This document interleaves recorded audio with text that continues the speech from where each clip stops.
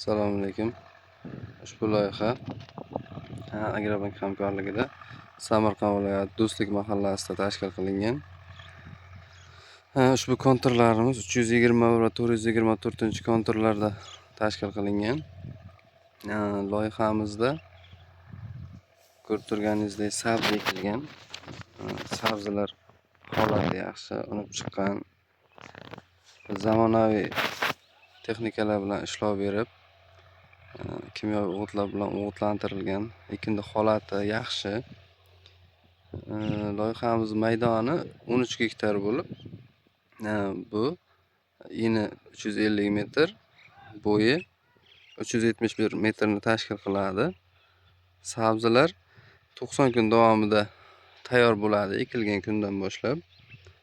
13 gektarda 33 ta dehqon xo'jaligimiz bor. Har birida 40 sotixdan yer mavjud. Loyihani samarali tashkil etish maqsadida Agroturk 3 ta 7 qishloq xo'jalik kooperativi tashkil etilgan.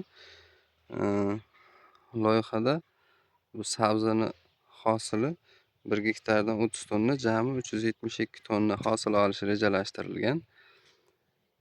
Qishloq xo'jaligi bu dehqon xo'jaligi tashkil etgan fuqarolar bilan yanada kelgusi ekinda rivojlantirish uchun ikkinchi ekiniga makkajo'xori ekish rejalashtirilgan.